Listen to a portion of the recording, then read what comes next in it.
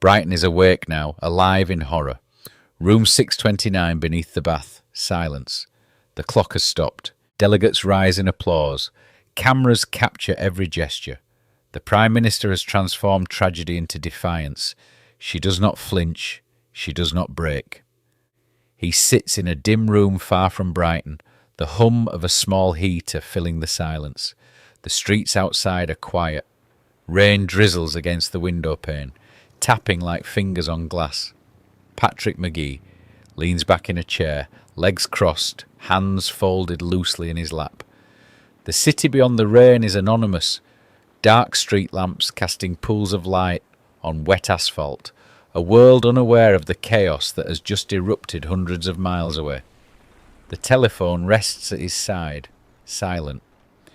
Messages have already begun to filter in from his comrades. Congratulatory notes, coded phrases praising the work. A few cautious voices warn him to stay low. Every word carries double meaning, celebration, but also the shadow of vigilance. He sips a lukewarm cup of tea, watching steam curl into the air. The taste is bitter, grounding, familiar. A cigarette burns slowly in an ashtray, smoke curling towards the ceiling. For a moment he lets himself lean back and breathe. The operation went exactly as planned. He did what he set out to do. And yet, a tension threads through him, thin but persistent. He can't shake the image of the fire and debris, the screams he has never heard but imagines vividly. The thought of people caught in the explosion gnaws at the edges of his mind, a flicker of doubt, a shadow of unease. He pushes it down. Rationalizations take over. He was careful, the timing precise, the planning meticulous. Outside, the world moves on. The sea thrashes quietly against the shore, unseen by him. The news will arrive soon enough. Names, numbers, stories of injuries and death, the aftermath of his actions. He will read the headlines when he chooses. For now, he is distant, insulated, in a room that smells of tobacco and wet stone. The congratulations continue, faintly, over encrypted messages, and a small, unsettling part of him feels satisfaction, relief maybe, pride in the technical success of the operation. But mingled with it is the weight of knowing that lives have been lost, injuries inflicted.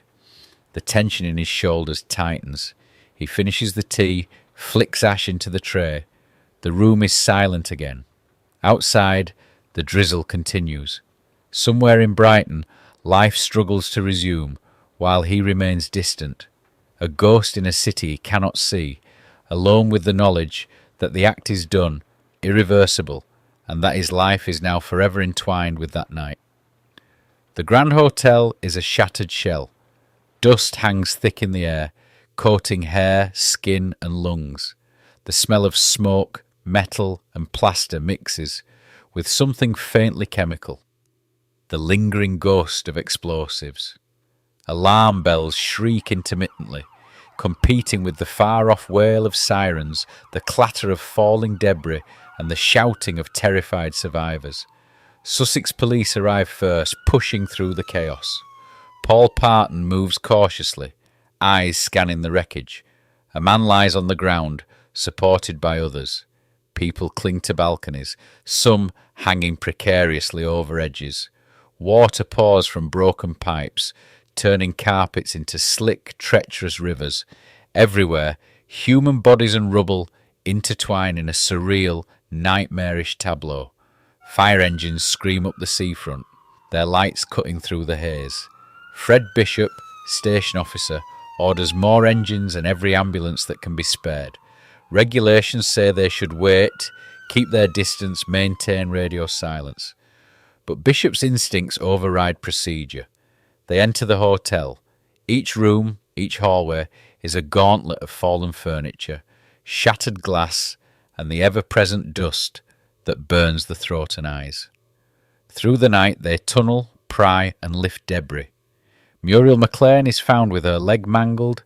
Medics stabilise her, though she will succumb to her injuries a month later. Norman and Margaret Tebbit are discovered, buried together 12 feet above the reception.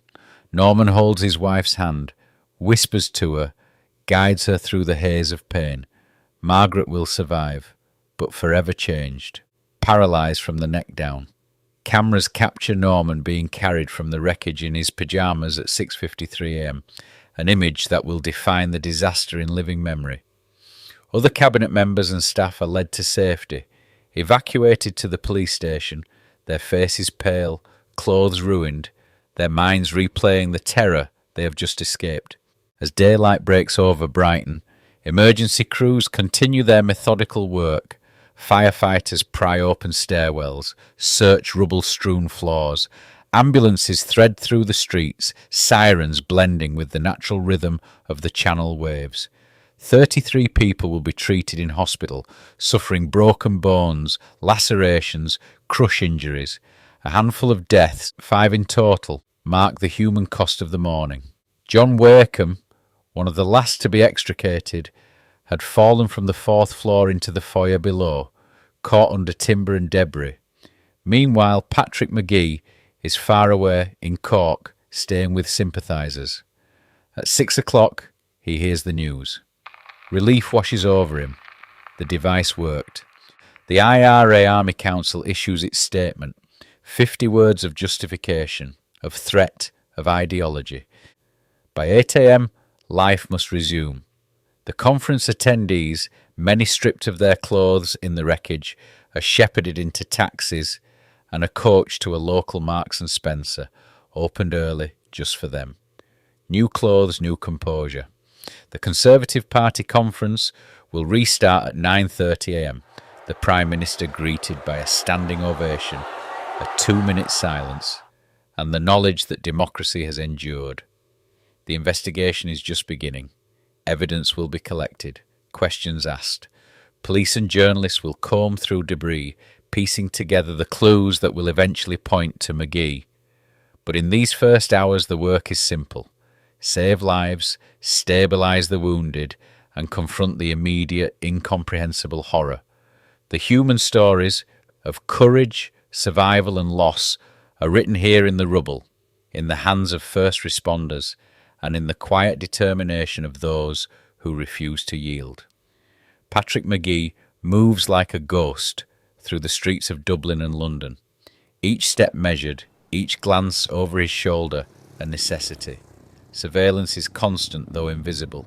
He knows the RUC and Garda are watching his wife, tracking her movements, and through her, tracking him. The knowledge presses on him like a shadow. One misstep, one overlooked tale, and his freedom, everything, could vanish. The streets are wet from rain. Fog curls around lampposts, and the early morning light makes every alleyway a potential trap. In Ballymun, he watches, waits, calculating, counting the days until he can move. The IRA is planning more attacks, a summer campaign across Britain's tourist resorts, and he is eager to be part of it, a mix of pride, duty, and a compulsion he cannot resist. By March he slips past the surveillance, travelling to Britain with a female partner. They rent a flat in Glasgow, their base for the coming months. The city hums around them, oblivious. They are ghosts among the living, shadows moving through crowds, carrying the weight of meticulous planning and long delay timers in small hidden packages. June 15th, Rubens Hotel, London.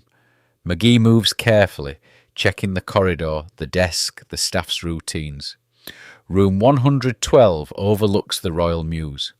The bedside table must be unscrewed, the bomb placed just so, then reassembled without trace.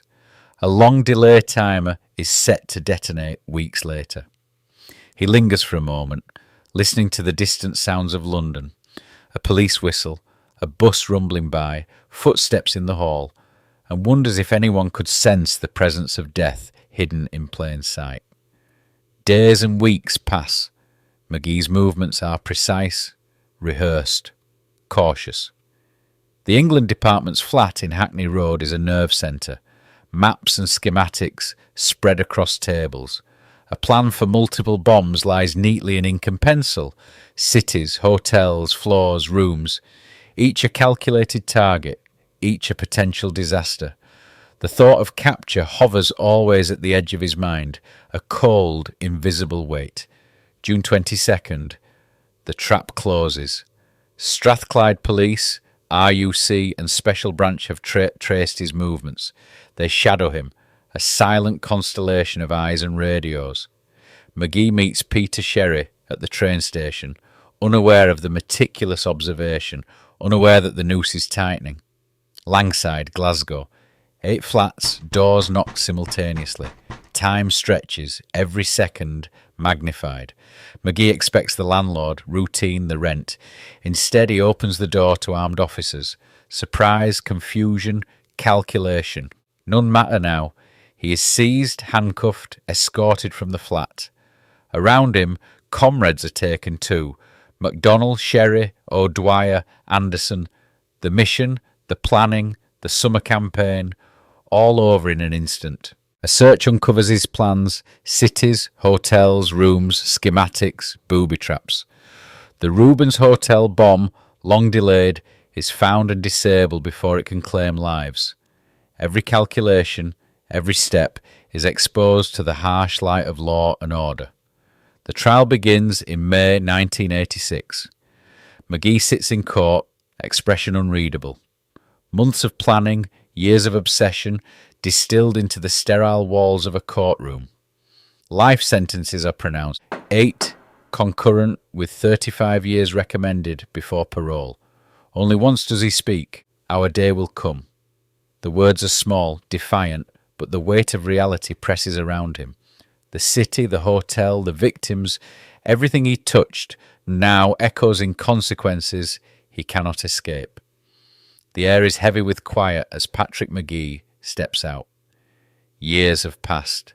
The streets of Belfast and Dublin blur past him, familiar yet strange.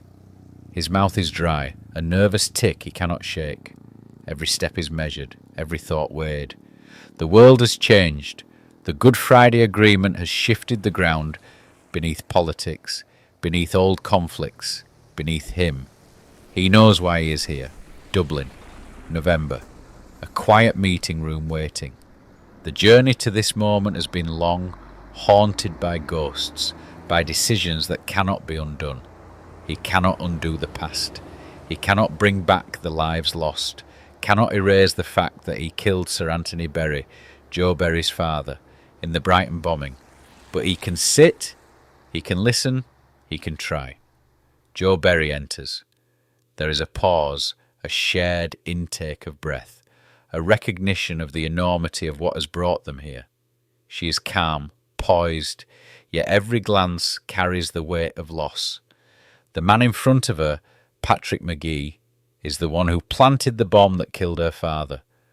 The room seems to contract around them, the weight of history pressing in, yet there is a fragile space for conversation, for humanity. They begin to speak. Not to justify, not to excuse, to understand. Magee's words are careful, measured, tinged with the tension of his own conscience. Jo listens, her voice steady, empathetic. She asks questions, not to condemn, but to explore. For hours they move through memory and pain, guilt and grief, fear and hope. Outside, Dublin hums along the Liffey, indifferent to the private history unfolding inside. Inside, the air is thick with reconciliation, the impossible made tangible through conversation. Magee's dry mouth loosens slightly. The weight of anxiety lifts just enough for him to see a path forward. Jo Berry's presence, her willingness to meet, her insistence on listening, changes the space between them. They speak of loss, of ideology, of humanity. They speak of the future. And as they talk, the listener senses something extraordinary. The quiet, powerful assertion that even in the wake of unspeakable tragedy, even when one human killed another's father, understanding is possible, that empathy can cross boundaries carved in blood and fear. Joe and Patrick will go on to speak at events together, sharing their story, demonstrating to the world that reconciliation is not easy, not guaranteed, but possible.